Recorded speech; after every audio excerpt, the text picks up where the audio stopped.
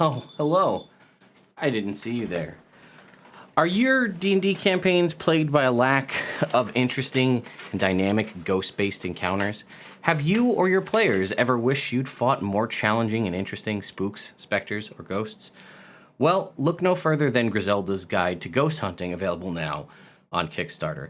Hi, my name is Ted, and this is Nerd Immersion, and a great opportunity for me to bust out all of the Ghostbusters cosplay and costuming stuff that I spent, well, let's be honest, thousands of dollars and a ton of hours building over the years. And hey, if you didn't know I was a fan of Ghostbusters before this video, now you do. So the team behind this, we've worked together in the past.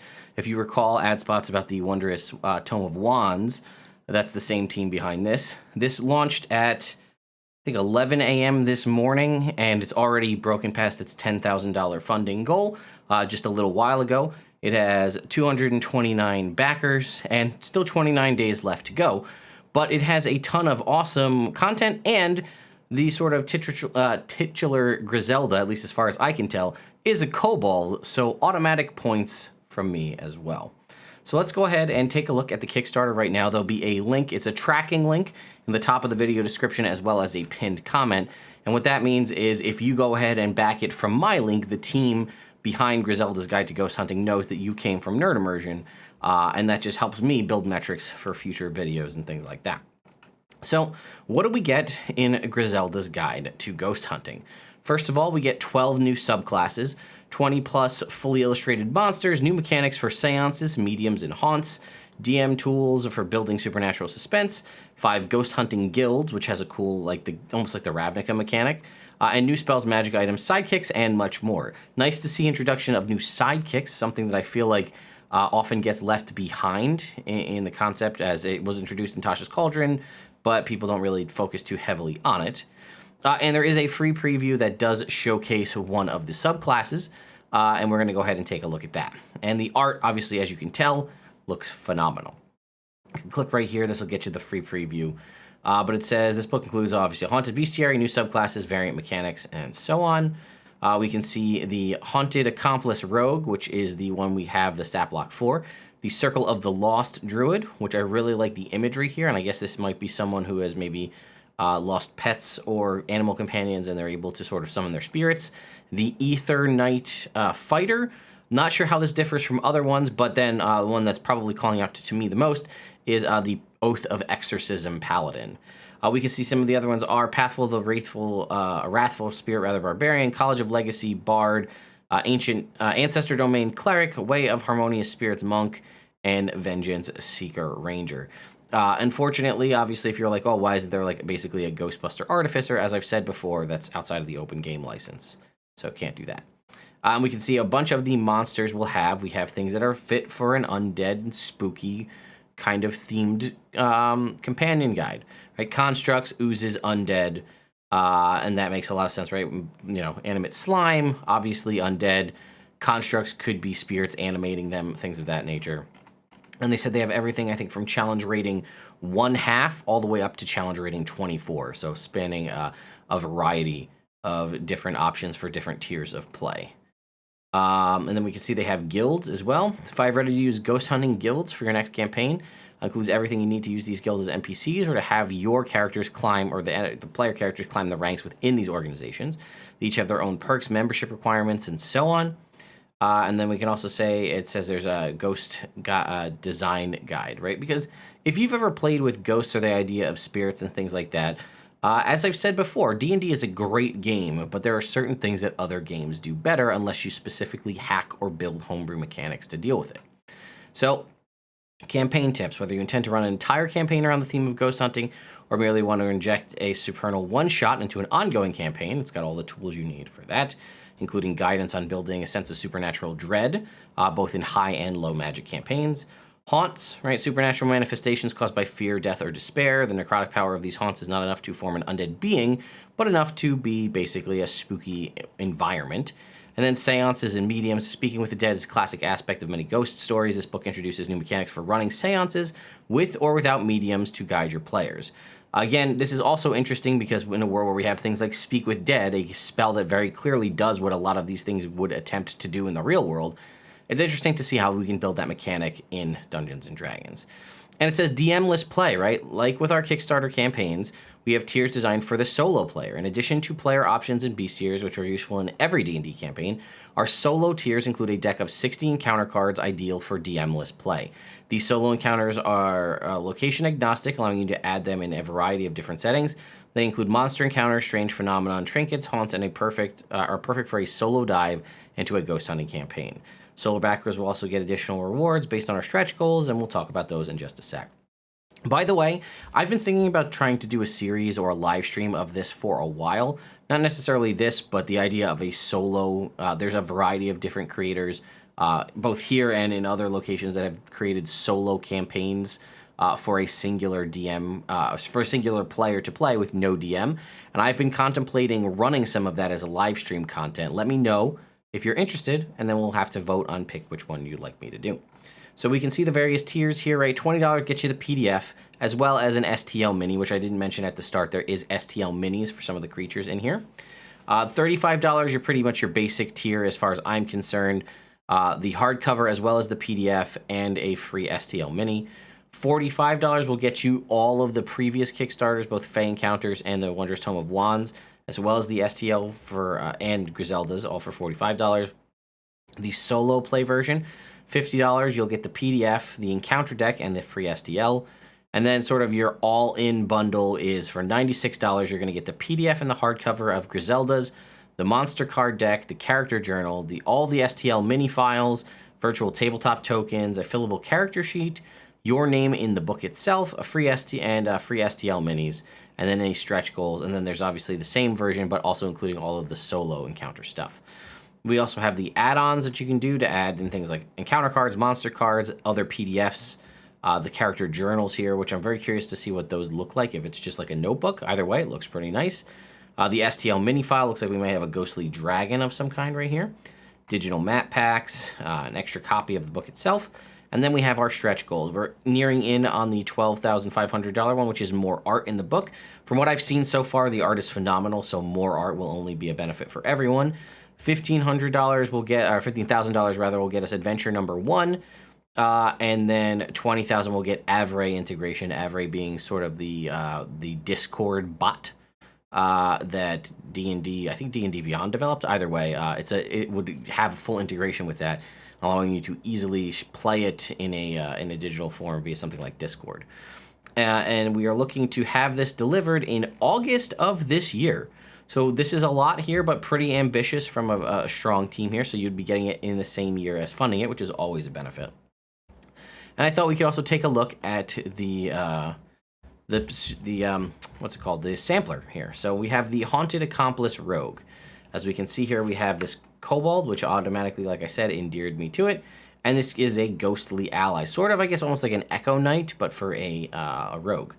So when you deal at least 10 points, starting at level 3, when you deal 10 points of damage to a living creature on your turn, you can use a bonus action to summon your ghostly ally, an apparition who feeds on the life energy released. When you harm enemies, it can fortify you with energy when not acting as a distraction or scout. It appears in a space within 5 feet of you. It cannot take actions or be attacked or targeted. It has a fly speed of 15 feet and can hover. It moves through creatures and objects as if they weren't there. During your turn, you can utilize it in one of the following ways. The start of your turn, if it's within 5 feet of another creature but not within 5 feet of you, you can use your bonus action to gain advantage on the next attack roll, basically giving yourself the opportunity to gain sneak attack. If it's within 5 feet of you, you can use your bonus action to roll half the number of sneak attack dice for your level and gain temporary hit points equal to that. While you still have these temporary hit points, you gain a +2 bonus to AC if you're not wearing heavy armor, and you lose these temporary hit points when your ghostly ally vanishes. It only has, and it can't be targeted, right? So we don't know how long it lasts at the moment.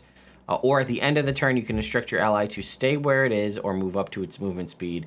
If you do not instruct it to do anything, it just stays there. Or if it's farther than 5 feet away from you, it moves up to its speed, attempting to stay within 5 feet of you. Well, it's within 60 feet of you. You can communicate with it telepathically. Additionally, as an action, you can see through its eyes and hear through its ears. And during this time, you are deaf, as with the Find Familiar spell, and blind. Your ghostly ally manifests for 1 minute. It also vanishes if it's more than 60 feet away from you, if you dismiss it, or if you die. And you can use this proficiency bonus times Oh, per short or long rest. Interesting. I probably would either had it be once per short rest or proficiency bonus times per long rest, but okay. And that's your only third level ability, which I think is reasonable because it's pretty strong. At ninth, you get Spectral Intervention. Gain advantage on death saving throws and con saves while your allies within 5 feet of you. In addition, when a creature you can see makes an attack roll, if your ally is within 5 feet of the attacker's target, or the attacker, or the attack's target, rather, you can use your reaction to have your ghostly ally create a distraction, imposing disadvantage on the attack roll. Finally, while your ghostly ally is within 5 feet of you, you know the location of any undead within 60 feet of you that isn't behind total cover. Makes sense. You have a ghostly ally. They can sense other undead. At 13, you get Ectoplasmic Life Force, which I love the name of that. If you're reduced to 0 hit points while your ghostly ally is manifested, you can choose to have it vanish instantly. If you do, you regain hit points equal to twice your rogue level at the start of your next turn, and until the end of your next turn, you gain a +2 to AC. Also at 13th level, when you roll initiative at the start of combat, if you have no uses of your ghostly ally feature remaining, you regain 1 expended use of it. So I really like this ability to dismiss it to give some hit points and things, but the fact that you get another use whenever you roll initiative, I think should definitely ratchet back how often you can do it. But I do also respect the fact that your entire class is built around this mechanic. You should be able to utilize it. And then at 17, we get Weaponized Haunting. You can use a bonus action during your turn to cast one of the following spells at 5th level without expending a spell slot, changing the casting time to 1 bonus action for that casting. Animate objects, dominate person, greater invisibility, mislead, phantasmal, killer, or telekinesis. Choose Intelligence, Wisdom, or Charisma as your spellcasting ability modifier when you gain this feature. If your ghostly ally is manifested when you cast a spell in this way, it immediately vanishes. Okay, so you can't do both. That's pretty strong, or a good balancing factor. For the first minute you spend concentrating on this spell, you can use your sneak attack against any target you can see within 60 feet, even if you don't have advantage on the attack roll, as long as you aren't attacking with disadvantage. And that is once per short or long rest. And you know what? I'm okay with them saying you don't get to cast these with any spell slots you have, because none of them you'd be able to do that because they're all higher level spells. Then we can see we have the Unshackled, a sort of rage spirit bound to a specific magic item. And this is a challenge rating 3. Not too crazy here, but has a lot of interesting ghost-like abilities. Also has evasion, ghost-type resistances.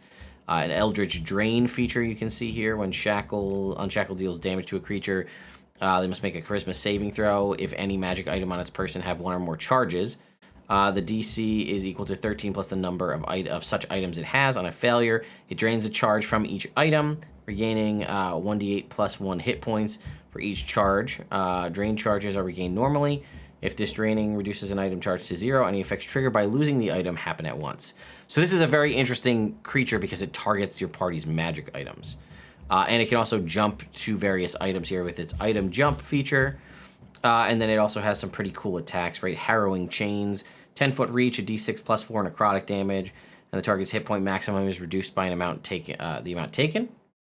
It can be go ethereal and back and forth.